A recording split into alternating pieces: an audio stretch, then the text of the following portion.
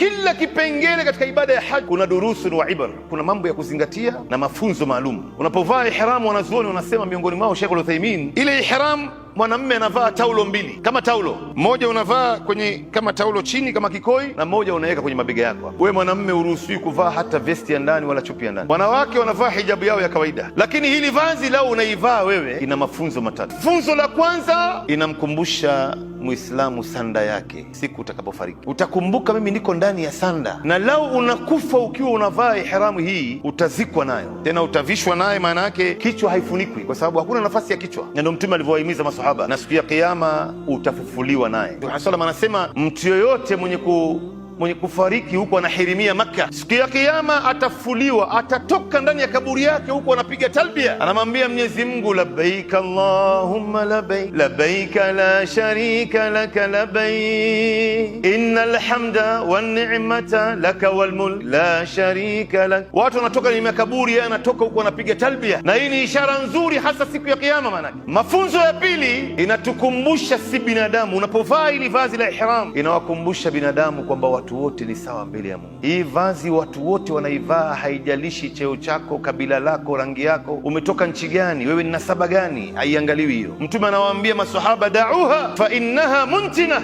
acheni mambo ya ukabila haya, kwani hii ni rangi ni harufu mbaya hii. Wewe unajifakhiri na ukabila, unamdharau mwenzie kwa sababu ya kabila lako, kwa sababu ya rangi yako, kwa sababu ya nchi yako. Yule ambaye ni mbora ni yule ambaye ni mcha Mungu. Na faida ya tatu, inakukumbusha wewe Muislamu, ukivaa hii vazi siku ya Kiyama, tutakaposimamishwa mbele ya Mungu, tutakapofufuliwa siku ya Kiyama, tukitaamaki tumesimama katika uwanja wa mahshar tukiwa uchi kama tulivyozaliwa. Bi Aisha anamuuliza Mtume, ya Rasulullah, wanaume na wanawake kila mmoja yuko uchi, wataangaliana wao kwa wao? Mtume anamwambia Aisha, al-amru ashad, mambo ni mazito. Hakuna mtu atathubutu kumwangalia uchi ya mwenzie kwa namna mawazo yake ilivyo. Anafikiria, mimi hali yangu itakuwaje? Nitavuka mtihani ama siwezi? Nitakuwa miongoni mwa watu wa peponi au watu wa motoni? Nitakapoulizwa nitajibu nini? Atakuwa na time gani ya kuangalia uchi ya watu? Sasa katika uwanja wa Arafa hasatan, watu wote wamevaa vazi aina moja nyeupe. Utakumbuka siku ya Kiyama namna tutakavyosimamishwa mbele ya Mungu, na Mwenyezi Mungu Subhanahu wa Ta'ala atatuhukumu wakati huo.